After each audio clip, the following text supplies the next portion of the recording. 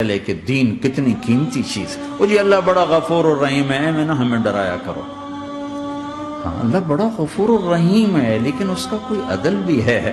رات کا شراب پینے والا اور رات کو مصلی پہ رونے والا برابر ہو جائیں گے، تو پھر یزید حسین کو ایک ہی جگہ بٹھا دو، پھر کربلاؤں کے لیے رونا چھوڑ دو۔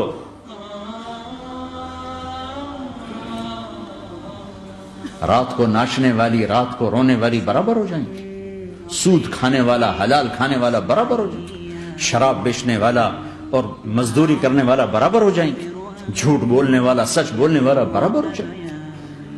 افنجعل المسلمین کالمجرمین ما لکم کیف تحکمون ام لکم کتاب فیہ تدرسون۔ اس سے زیادہ واضح کیا بتاؤں کہ میرا رب کہتا ہے کون سی کتاب میں لکھا ہوا ہے کہ ماننے والا نہ ماننے والا برابر کر دوں گا؟ کون سی کتاب میں؟ اللہ کو یہ کہنا پڑ رہا ہے ام لکم کتاب فیہ تدرسون، کس کتاب میں یہ لکھا ہوا ہے؟ ام نجعل المتقین کالفجار، ایک بدماش اور ایک فرمانبردار کو برابر کر دوں؟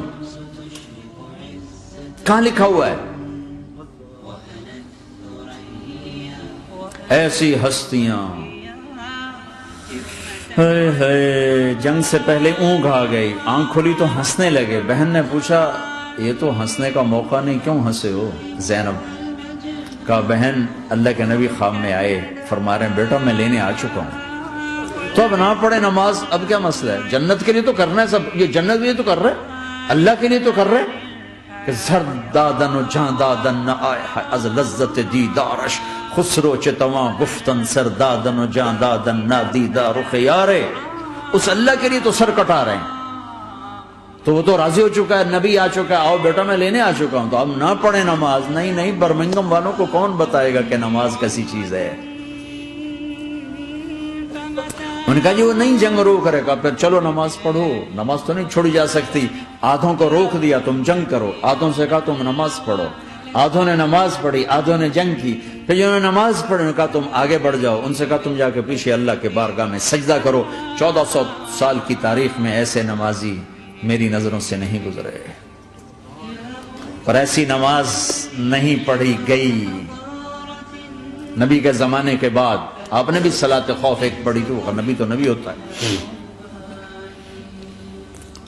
اور کیا ان کا حال تھا، خون و خون، اپنے خون سے وضو کیے یا کربلا کی مٹی سے تیمم کیے؟ جب سجدوں میں سر رکھ کے سبحان ربی الاعلی کہا ہوگا تو دھرتی میں کیا ہلچل مچی ہوگی۔ نماز نہ چھوڑا، نماز نہ چھوڑنا، کوئی عورت نہ کوئی مرد، نماز نہ چھوٹے، اللہ کو اور کبیرہ گناہوں سے بچو، کبیرہ گناہوں سے، بڑے گناہوں سے بچو، بڑے گناہوں سے بچو۔ چھوٹے گناہ ہوتے رہتے ہیں، وہ اللہ بھی درگزر کرتا ہے، بڑے گناہوں سے بچو، وہ بھی ہو جائیں توبہ کر لو معاف، توبہ کر لو معاف۔ ماں باپ کی نافرمانی بڑا گناہ ہے۔ ایک صحابی کی بیگم نے کہا یا رسول اللہ میرے خاوند موت کی حالت میں کلمہ نہیں پڑھا جا رہا، علقمہ، آپ دوڑے ہوئے گئے، ہم نے کہا بیٹا کلمہ پڑھو، کہا جی نہیں پڑھا جا رہا، بول رہے ہیں، کہا جی پڑھا نہیں جا رہا، کیوں؟ پھر آپ نے ایک دم کہا کوئی ماں باپ میں زندہ؟ کہا جی ماں راضی ہے؟ کہا نہیں ناراض، بلاؤ۔ وہ آ گئی، آپ نے کہا علقمہ کی اماں تمہیں بچے سے ناراض ہو؟ کہا جی ہاں۔ کیوں ناراض؟ کہا جی اور کچھ نہیں، بہت نیک بچہ ہے، تہجد پڑھتا ہے، روزے رکھتا ہے، قرآن پڑھتا ہے، مجھ سے بدتمیز ہو کے بولتا ہے۔ وہ مجھے ابھی راستے میں بتا رہا تھا ایک ساتھی کہ جی یہاں کے جو بچے ہیں وہ ماں باپ کے ساتھ بہت بدتمیز ہو کے بولتے ہیں۔ پہلا قصور ماں باپ کا، انہوں نے کب ٹائم دیا تھا؟ انہوں کو ٹائم دیا تھا بچوں پر محنت کے لیے؟ کہا یا رسول اللہ اور کچھ نہیں ہے، بدتمیز ہو کے بولتا ہے۔ تو آپ نے کہا معاف کر دے، کہا میرا دل ٹوٹا ہوا ہے۔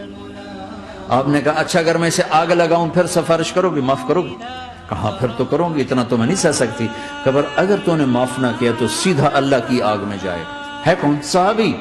آپ نے کہا اچھا یا رسول اللہ میں معاف کرتی ہوں، میں معاف کرتی ہوں۔ تو آپ نے کہا بیٹا کہو لا الہ الا اللہ، تو اس کے کہا لا الہ الا اللہ، اور جان نکل گئی۔